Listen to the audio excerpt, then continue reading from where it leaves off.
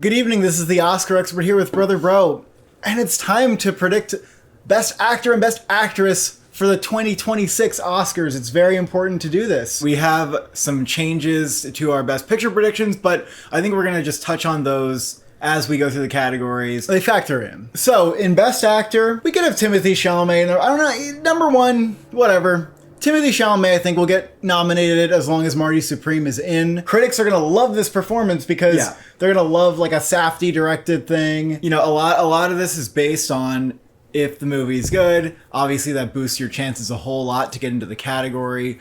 But it doesn't do everything for you. Like, you can still get in off of, you know, a biopic performance or something, or you're a big name actor.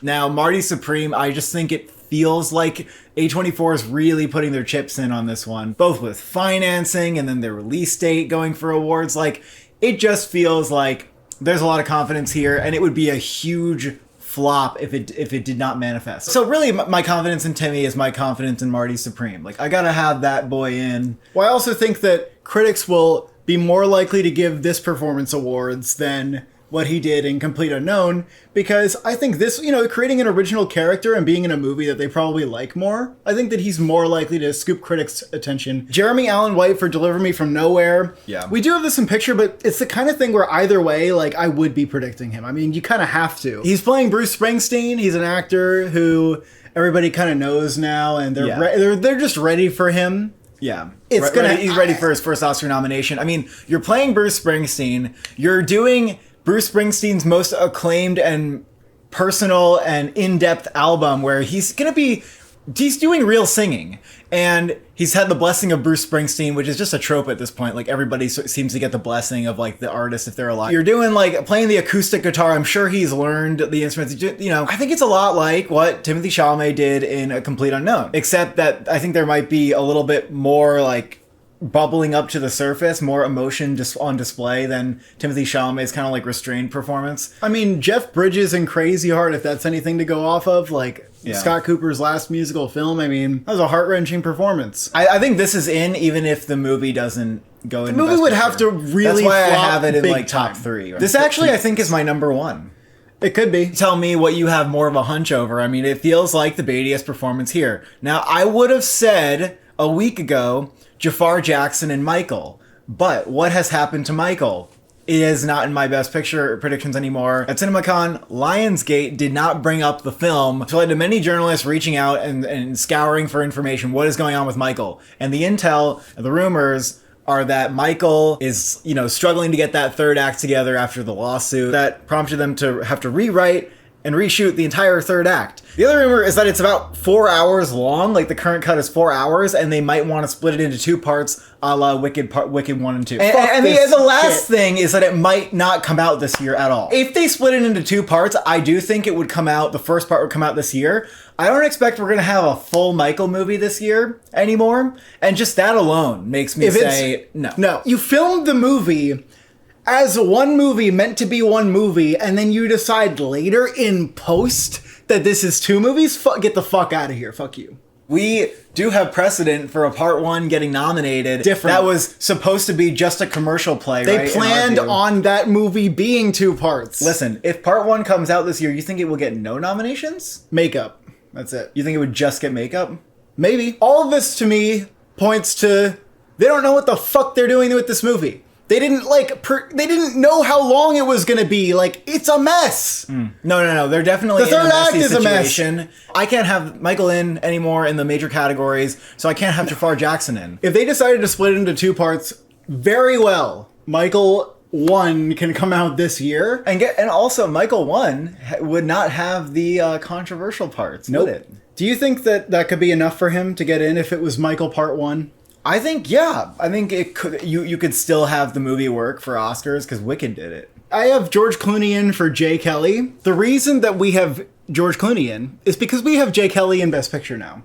I've just heard a few things that the movie's really good. It's great. It's what people want from Noah Baumbach. It's funny. It's moving. It's got fantastic performances that you have to nominate. It's a buddy comedy. Maybe it'll be like A Real Pain, but just bigger overall. because it has to get more acting nominations. If you got to get one of those performances in there, then that's what's going to happen. No, and especially Adam Sandler in supporting, people buzzing him up and saying like that was the movie's best performance. Like this very well may be his time. I already feel like this is his best shot at an Oscar nomination. Oh, yeah. Now I have to have Matthew McConaughey in for The Rivals of Mziah King, because this is like one of the only films here that has been seen. He is said to be very good in it. Now I have heard that, you know, he might be missing in a chunk of this movie, and I feel like that would impact his chances a little bit. But really, I think it comes down to, is this like a really strong Oscar contender in general? People who like it seem like they don't have a problem saying that he's a Best Actor contender. The only issue with this movie right now is that it doesn't have a distributor. The rumor is that they are asking for a very high price and that other studios are like, no, man, that's too high. We can't do that.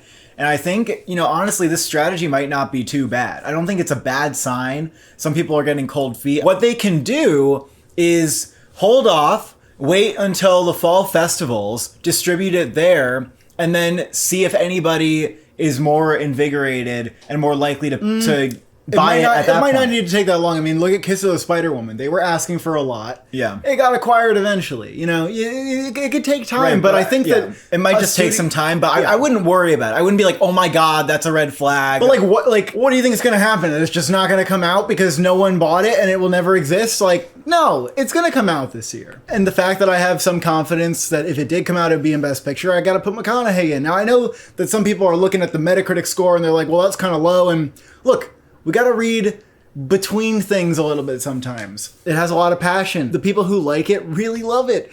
You can see this on Letterboxd especially. Now, but maybe South by Southwest is too hyped up, but the movie just seems to have too much potential, from the actors to the text to the writing and the originality of like the direction and all these things. Yeah, I'm really struggling to wrap my head around the Letterboxd score, but like the Love It people and the Love It cohort is not going away, not disappearing. And enough people have seen it that I trust that I have to leave it in. Is it a slam dunk? Is it a guarantee? No, there's still things that need to happen for this film, of course, but at this point, I gotta bet on that one. I'm putting Jesse Plemons in for Begonia. Now, I see a lot of people who are predicting Begonia without Jesse Plemons. And look, I think Jesse Plemons is gonna nail this. He's just gonna be great in it. It doesn't even have to be like the most showy thing. I think maybe that's where people are like, oh, Jesse Plemons in lead. Like, he's not a particularly showy actor. But it's gonna be really funny. It'll be a little quirky. I think he's coming along with the movie. And I think he's going to be funny, and that's enough. I think Begonia is solid. Like, at this point in the year, for a film that no one's seen and there's no buzz or word on how it is, it's looking like as good as it could get just based on the whole package around it, based on what I know about the source material. And if this is in Best Picture, I see Jesse Plemons coming for his first lead actor nomination. I think it is his time. We agree on the top 5, right? Yeah, these are like the strong Best Picture movies, I think. On the outside, Daniel Day-Lewis for Anemone, I think, could end up being quite a force. A big return to acting, his first since Phantom Thread, which was, his first since Lincoln. If he's just great in anything, he might get nominated at this point because he's just such a legend. But this project, it seems like a very grounded family drama that is directed by Daniel Day-Lewis's son.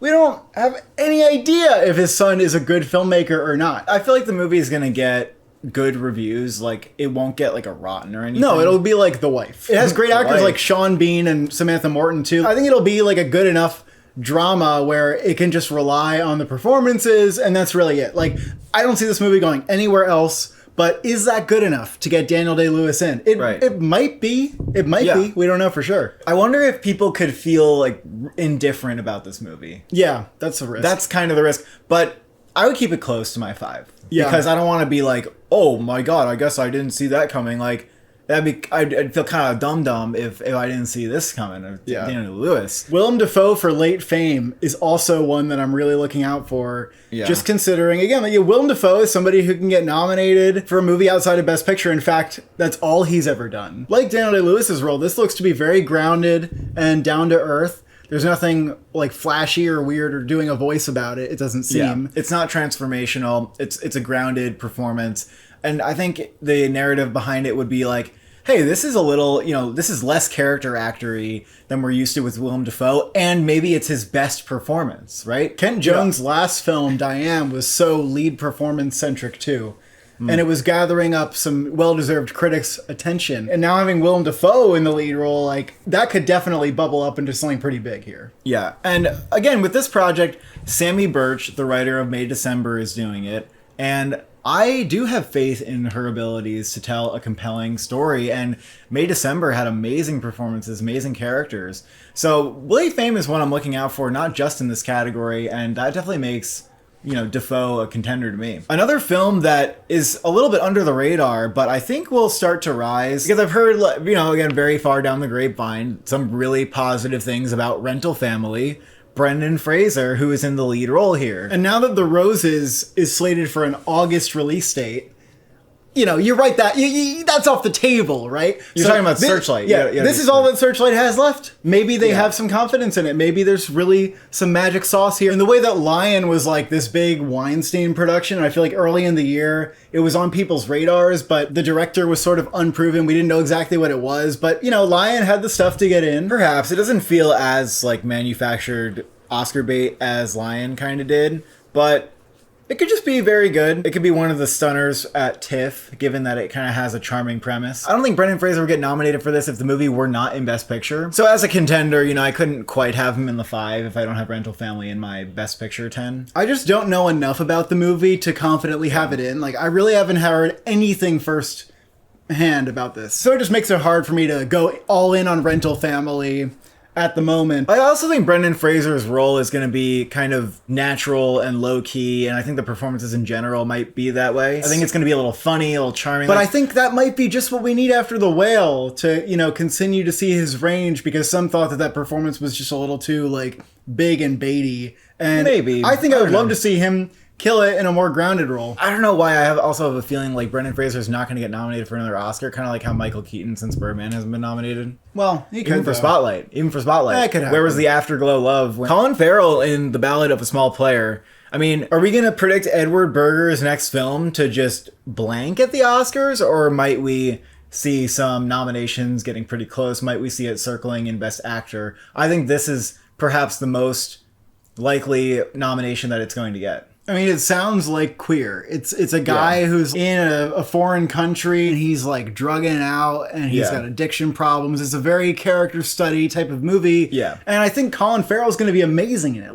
I don't see a way around that. He's having an excellent late surge, and he's been in a lot of different types of projects, which is, I think, a great sign. I definitely got to consider that as well.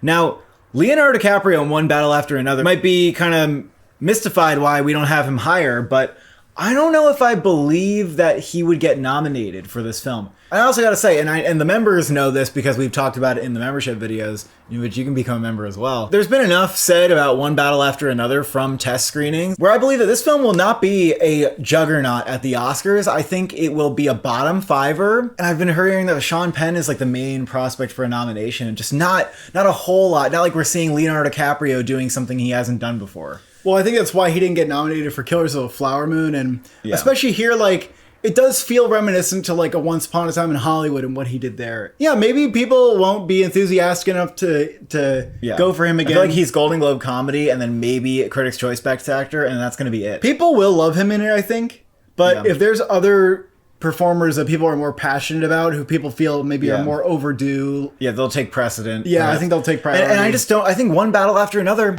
honestly, and I know this might sound like I'm doing a 180 on it, maybe I am, I really think this could miss Best Picture. I think we're kind of in a 50-50 situation here, and the reason is mainly because of the box office. You're trying to clear a very high bar for making back a lot of money in order for people to not consider your movie a failure, and just the perception of your movie as a bomb has historically been, for some movies, detrimental to its Oscar chances. And I think we cannot deny that. So I think the film is not going to do amazing at the box office. It might do poorly, but this is not a Killers of the Flower Moon sophisticated drama that's going to sweep critics awards. It might actually have a little bit of a hard time getting its feet off the ground in award season with the critics phase, not critics choice.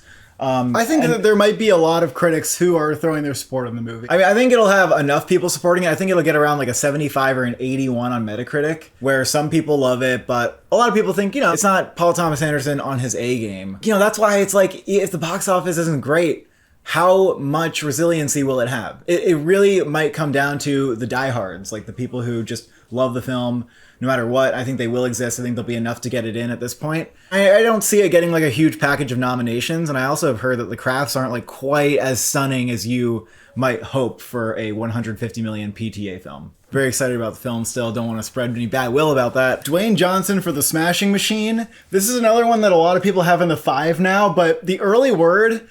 Oh, oof. Not an awards movie whatsoever is what I'm hearing. This sounds like it's going to be this year's Maria. People say that it's very much subverting the boxer movie genre, giving people maybe the exact opposite of what they kind of come for in these movies. And from the sound of it, I don't think anything's going to survive if the movie is as it's being said. I don't think it's the kind of thing where Dwayne Johnson gets in despite the movie. I think it's all coming down. I think the film will be interesting. It will be worth seeing, and people won't feel any need to get close to awards with it from what we've been hearing so far from the reactions. Dwayne Johnson, I don't think he's going to come along. I haven't heard like, oh, well, he's exceptional, but the movie, it's not really like that. Lee Byung-hun for No Other Choice. This obviously depends on whether No Other Choice is the best picture movie, but if it is, if it does get in, if it has its best day, do you think he gets nominated? Well, on its best day, but I would even be concerned then. Because we've seen before, sometimes actors in foreign films get left out. No actors from Parasite, no actors from Drive My Car. Sure, but this actor is known for Squid Game. Yeah, he doesn't have like the lead role in it though. The lead actor in Decision to Leave was phenomenal. Didn't get that much awards attention. I know that the movie didn't either, but... Oscar Isaac and Frankenstein. Now, if Frankenstein is a Best Picture movie and we're just wrong about it, like the reviews come out and we're like, fuck, that's just gonna get in. And even then, Oscar Isaac is maybe like on the bubble for a nomination. I'm not sure the role of Dr. Frankenstein feels urgent or like meaty enough. I think but that we'll have to but just I think see. It could be. I think that he's Guillermo kind of del Toro going. could... It's kind of like a story. His character arc is like one of madness and like going insane. Like so Bradley there could be a Cooper lot in Nightmare there. Alley. Yeah, kind of like Bradley Cooper in Nightmare Alley. Well, who did which nobody even considered nominating. True. But he was more of like the straight man in that. Whereas here, I think there is actually going to be more to do for Oscar Isaac. But also Oscar Isaac though, overdue. Everybody knows he's one of the more overdue people for a nomination. So if it wasn't Best Picture, I think there would be a push. And also, I wouldn't doubt Guillermo del Toro's ability to really get a lot out of this character, more than people maybe expect. Andrew Scott for Pressure. This is like a very Imitation Game sounding movie about a meteorologist, I think, who's like predicting the weather for D-Day. Classic Oscar bait, like untold hero story. I don't know if he's a hero or not, but untold story about a piece of history that we know. And if that movie's in Best Picture, Andrew Scott's going to come along. He just is. Paul Mescal for Hamnet. Now, I've heard that he could go either lead or supporting. I'm considering, yeah. I think he would definitely... I think because of that fact alone, he wouldn't get nominated if he's in lead. That's not necessarily true. If Hamnet was a really big player, like, he could still get nominated, maybe. Okay. But I also don't believe in Hamnet as much. It seems a little bit more like a slow burn, heavy drama, and I think people have a little bit of fatigue around those kind of movies. I've only heard mixed things about it. I've heard that it's like, it's probably in, and then it might be out. Joel Edgerton for Train Dreams. Do you think that I don't know if this is going to go anywhere. The competition would really have to just knock out. Everyone have to get flicked out for him. I think he would get in based on critics trying to, finally get Joel Edgerton that first nomination. It's a subtle performance in a movie that critics like. It could be the kind of thing that they want to highlight and celebrate. I liked Train Dreams a lot, and I still don't know if it feels like a movie that would be pushed for awards, or that even I feel like is groundbreaking enough that it would need to get all these nominations. Like, as someone who really liked it. Yeah. That's why I don't really believe in it. Austin Butler for Caught Stealing. I don't think this is happening because what we heard at CinemaCon is that Caught Stealing looks fun. And I personally am very much here for Darren Aronofsky in like fun crime thriller mode. And he hasn't really done a movie that's fun ever. This is where I'm kind of go, I understand like what Caught Stealing is. Like, I didn't really get what that was for Aronofsky. Now I feel like I get it, and I'm very excited for it. But it doesn't sound like an Oscar movie, and We also learned at CinemaCon that late August release date is the plan. That means that it's just not an awards player. Channing Tatum for Roofman.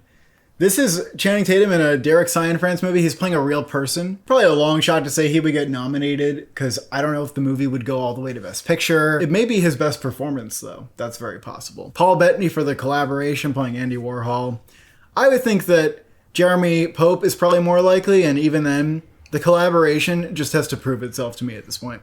Yeah, I don't really believe in that, because I don't know why it's been like on our list for, 2 years in a row, and where is it? It'll probably be a TIFF this year, though. I have to make a note, because in the app we have Denzel Washington at number 9 for highest to lowest, and I understand this, like, that makes sense. Denzel Washington's in a Spike Lee movie, but I don't think he's going to be the lead. I think he might be a supporting push. A$AP Rocky seems to be the lead from what I know about this, and if anyone has information to counter that, please let me know. I mean, they released an image from it, and it's A$AP Rocky.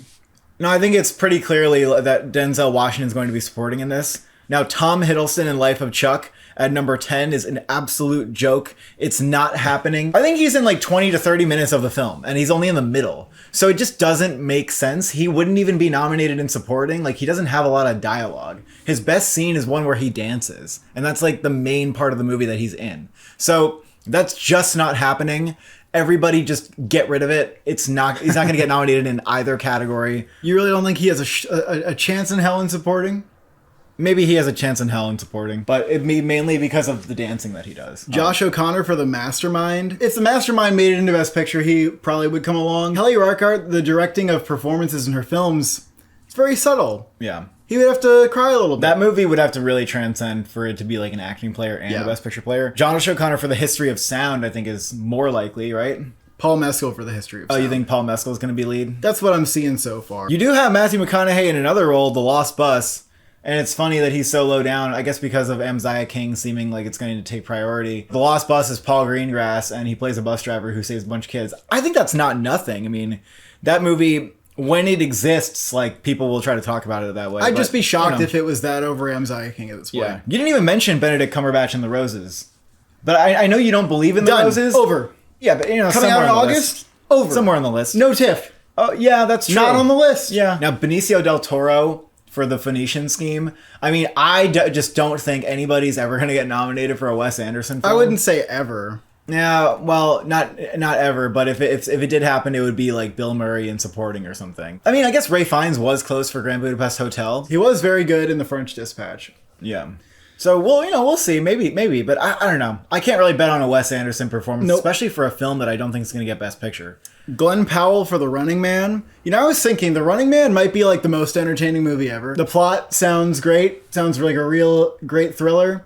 And with Edgar Wright directing, it's just going to have some incredible, I think, editing and sound work. And Glenn Powell is a real movie star. I think he's perfect for this kind of role. It seems like more of a action film, but it is coming out in the fall. And if it is a big box office and critical hit, maybe it could be a rare, like, thriller action movie to get into Best Picture. If it really makes a big splash in the way that, The Substance just made a big enough splash to get in. But it also has to be great. So, we'll see what happens with it. I haven't seen a lot of people put Idris Elba in for the Catherine Bigelow film, but I think that's totally worth putting in there. Are we sure he's the lead, though? He's the first build in TMDb, so that usually means something. But what if it's an ensemble movie where everybody's supporting? Yeah, it's possible. You have Joaquin Phoenix and Eddington. His last performance in Beau's Afraid got a Golden Globe nomination. What do you think about that? Probably not going to happen, right? He could get a Golden Globe nomination. Wagner Moura in The Secret Agent.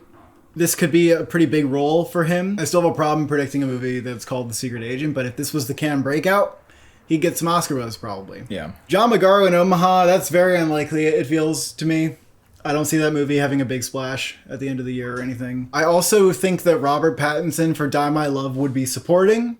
He would probably be lead in the drama. Don't think he's getting nominated for the drama. Colin Farrell for A Big Bold Beautiful Journey. I don't think this movie is happening. I think it's going to be a TIFF premiere to mixed reviews, and then it's not going to go anywhere. I know some people were really impressed from CinemaCon, but it's the kind of movie where, like, they're walking through magical doors and, like, exploring their feelings. I think it's a hard thing to Lange. Will Arnett in Is This Thing On? I don't know, maybe a Golden Globe nomination. I want to remind you all that Award Expert Plus is available. I've seen people making some really creative lists with the custom list feature. Like I made, the best of Sundance. I saw somebody did the best films that were not nominated for any Oscars. And I've seen many other people just kind of doing like the favorites list, but adding custom categories. And you do get a 7-day free trial. If you want to get the trial and tell me what you think, you can email justin@oscarexpert.com. I'm really hoping to make this tier valuable to you. So if there's anything else you'd like to see, I would love to consider that. And overall, it really helps support the project. We're going to keep growing. We're going to expand. We're going to take over the Oscarverse. And I would appreciate your support in that mission. And hopefully you like those additional features that you're going to get. Best Actress. I don't know what you want to have at number 1. Jessie Buckley in Hamnet. I don't think it's going to win. If it was in Best Picture, she might win. Yeah, I don't know. For being like just grieving the whole time, I feel like people would want something different. I have no idea what to pick, though. I feel like Jessie Buckley in Hamnet is a good, safe kind of bet, but I'm not like confident in that because I'm not confident in Hamnet.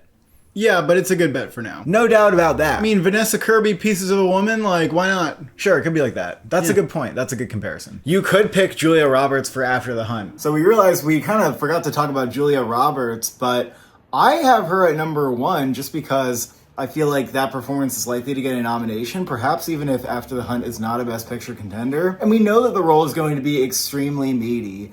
And it does sound similar to like a Cate Blanchett in Tar sort of role. After the Hunt would have to like completely tank in order for her to not get in, I think. Yeah, it's hard for me to buy that a Guadagnino film could actually tank, that it wouldn't be good at all. I mean, I am starting to come around to the idea that maybe this is a more polarizing film based on the subject matter and based on some comments I've heard about the script. But even so, I really can't unconvince myself that Julia Roberts would be a contender regardless. I only think she would win if After the Hunt's in Best Picture, of course. But I think there's not another obvious contender to put at number 1. What would you say? I think I'm fine with that for now. We could even put Cynthia Erivo at number 1 just because she's maybe the most likely to get nominated. I don't think she's going to win for it. She might have a really big moment with her original song. It feels like they're going for performances that are a little grittier than like what we see in Wicked, in terms of what's been winning. I don't know if the Wicked actresses are getting nominated or not again. I think that whenever you're nominating somebody again for the same performance, 2 years in a row, I mean, it's something we don't really see. I think that people do seem excited enough about Ariana Grande and Cynthia Erivo in that movie that they might be willing to nominate them again. But it's hard to tell. However, at this point in the year where we have so much uncertainty, we got to put them in. I think that they make sense. Emma Stone for Begonia. Playing the CEO who gets kidnapped. I think that she would be like the co-lead here.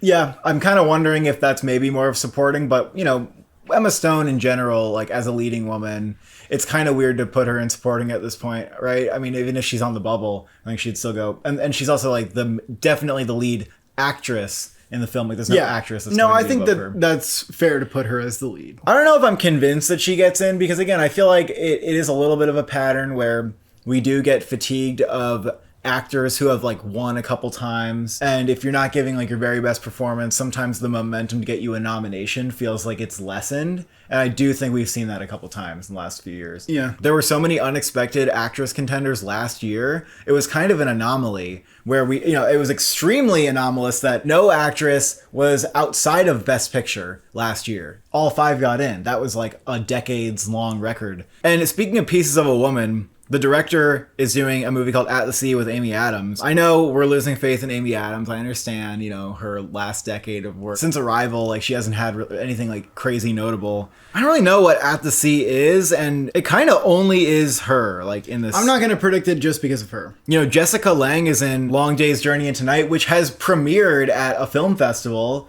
has reactions, totally under the radar. Like it's been on our list for Jessica Lange for like 2 years in a row. The reviews are good. They're not extraordinary. No one's giving it like 9 or 10 out of 10. It's probably like a 7 out of 10 movie with like a really, really good performance from her. People are not disappointed in the quality of her performance, but I'm like, where is the campaign going to be for her? Is she really going to get like a smash campaign for a Best Actress nomination for a film outside of Best Picture? And who even is the studio for this? Well, so she could get a smash campaign. The movie hasn't been acquired yet. It simply doesn't have distribution. If a good studio picked it up, I'd probably smack her into my 5. That's kind of what happened with The Outrun last year. It didn't really pan out. It seems like she's that good in it. But my question is like, is anyone ever going to pay attention to this movie? Right. It had the quietest film festival premiere. Like, it could just go under the radar. I'm actually looking at, I'm kind of looking at, I know you're going to like shoot it down, but Tessa Thompson and Hedda. The problem with this movie is we don't really know, like there's not a lot of indicators about how good this would be, but I wonder if I could sell to you that she might be an actress contender without the film contending. The source material is over 100 years old, and the role is said to be one of the greatest roles in dramatic theater. The character has been described as a female version of Hamlet, pretty dark, you know, about a woman who is feeling trapped in a marriage and a stable life. Like, it might be a really showy performance. It really might be.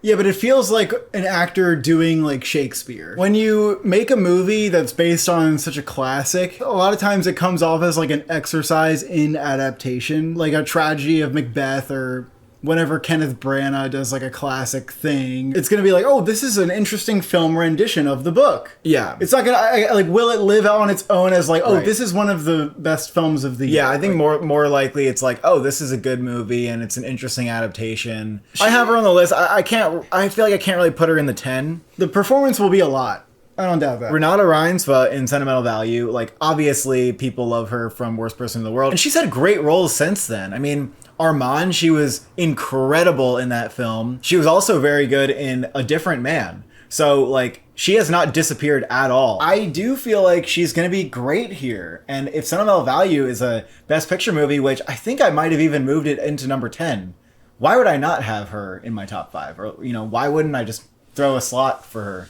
Make a little room. I mean, if the movie's in Best Picture, she's getting nominated. But also, you know, last year we had 2 international films that were nominated for lead acting nominations, lead actress. If Sentimental Value is like a slam dunk for a international film nomination, then I think she could come in. Maybe is she going to be better than she was in Worst I mean, both Person? of those had Best Picture nominations, but maybe that she could get in there without the Best Picture nomination even. She's going to be really good. Like, she's amazing in everything. Yeah, I know, but it's not going to be like as grueling a performance as Armand is. Worst Person in the World is just such a hard movie to live up to in general that the movie has to be really good. She's not going to come along without it, I don't think. You could put her in the 5 because I don't know who else to put in, and the odds that Sentimental Value gets in might be better than anybody else getting nominated. Right. Like, and I feel like her being the anchor of the film and then definitely getting in if the film gets in makes me like, all right. well, Stellan Skarsgård might be the Why not? anchor. Sure. Stellan Skarsgård could be more of an anchor. I don't want to be like foolishly bullish about that movie. Sure. In the way that people are every year about certain canned films, and then they just don't have No, them. listen, we are absolutely biased because we just came off of Worst Person in the World. You can see historical examples of this where people are saying like, oh, the next Ferrati film is going to be his breakout into the Oscars. Well, Nothing Since the Separation has matched those heights for him. We would like to believe that people's careers are just a trajectory towards an Oscar, and like the higher you go, the closer you get, but it's really not like that. Sydney Sweeney is playing Christy Martin, a boxer, in a David Michôd directed film. The 90s period movie. Yeah, kind of. It sounds like I, Tonya, right? Sydney Sweeney's kind of at a similar spot in her career, maybe. Probably even more well-known than Margot Robbie was. And it's probably going to be a really showy role. I think a lot of it may have to do with her relationship with her husband, who was terrible. She kind of has a physical transformation going on because she looks bulkier. The description is, Christy tackled personal demons, toxic relationships, and an attempt on her life, proving that a fighter's hardest won victories aren't always in the ring. So it's generic biopic stuff, like nothing we haven't seen. But again, these roles do get nominated. They at the also Oscars. don't. They sometimes do well. Every year at TIFF, there are like 3 boxing performances that just don't go anywhere.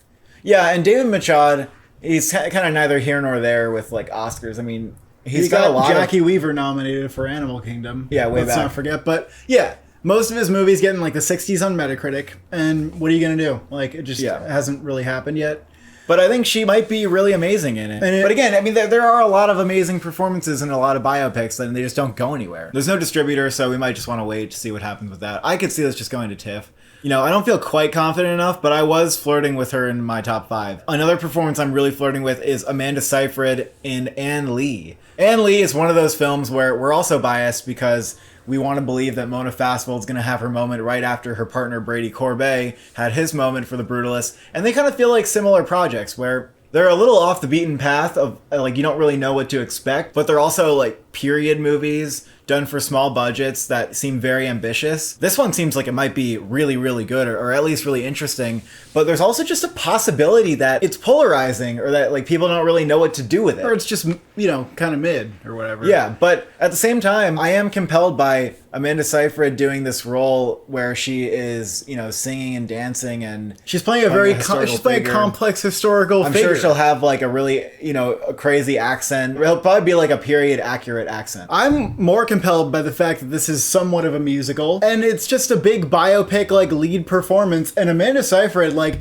everything she's done on TV lately, people have been really impressed with. She's, like, remarkably consistent and kind of blows people away every time she does something new. Her character, Ann Lee, has been described as the female Christ, so it's like a larger-than-life performance that we're going to get from her. That's At the how same it time, feels I to feel me. like if I'm going to put her in, I'm kind of betting on Ann Lee in more than just actress. You don't have to, though. Maybe I don't. I don't think you have to have Ann Lee in to have Amanda Seyfried in. Yeah, maybe I don't. Maybe she'll win the Volpe Cup, right? Because we know it's going to Venice. That would make sense. Who knows, man? I could see it happening. Everybody could win the Volpe Cup. Jesse Buckley, Julia Roberts could win the Volpe Cup. You don't know. Now, one performance I'm really excited about, I'm not sure I have the most faith in its Oscar chances, but Rose Byrne in If I Had Legs, I'd Kick You is fucking insane.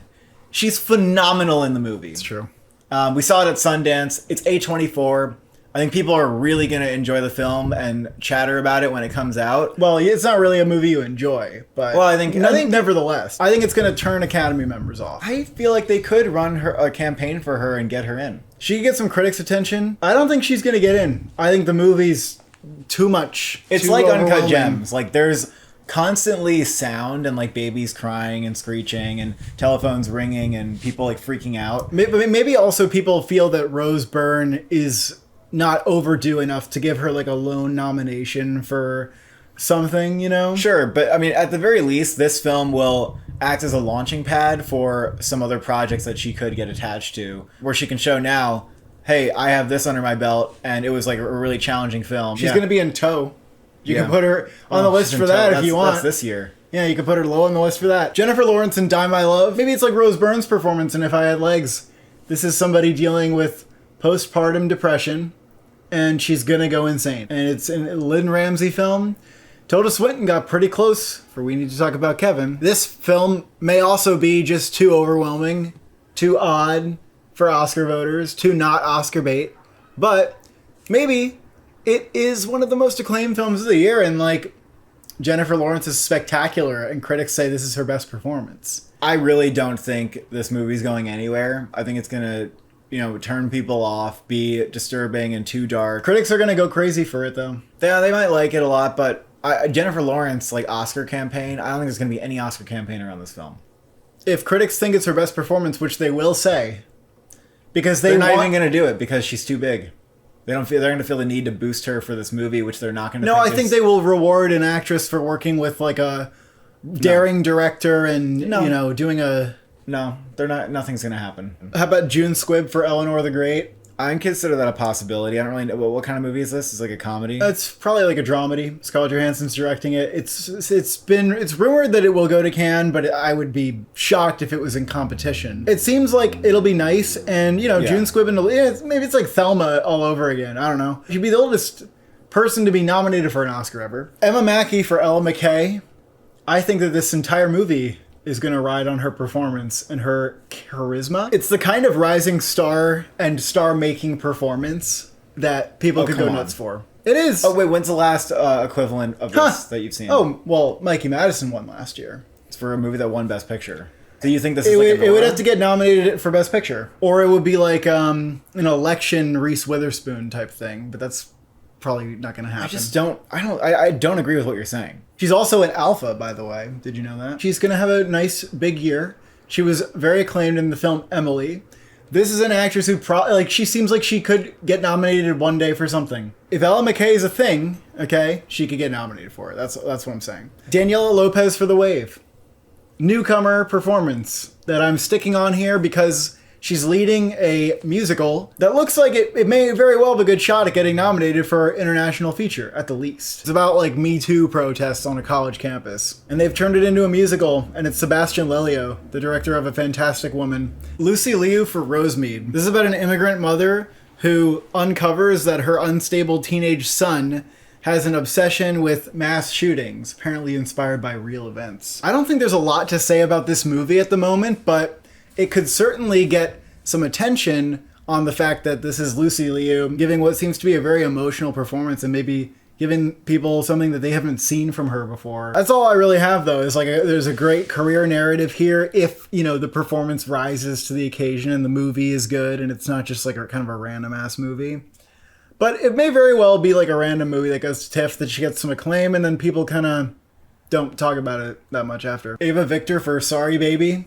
I don't really see it. I just don't really see it. Even if the movie was in Best Picture, I think that they would honor her in screenplay. She is really good in the movie, but, you know, similar to how Jesse Eisenberg didn't actually take off for A Real Pain when people said that he would. I think they're going to say, you're kind of like writing yourself. Jodie Foster in Private Life. This is going to Cannes. The director goes to Cannes a lot, but none of her films have gone like that far, I guess, outside of it seems, or have been super acclaimed, but I guess you never know. It's a French mystery movie, like Anatomy of a Fall. There's also Zoe Deutsch for Nouvelle Vague, and this is Richard Linklater's film that is perhaps going to Cannes about the making of the film Breathless, and she is playing the lead actress in Breathless. Jean Seberg, a very iconic performance. So Kristen Stewart did it.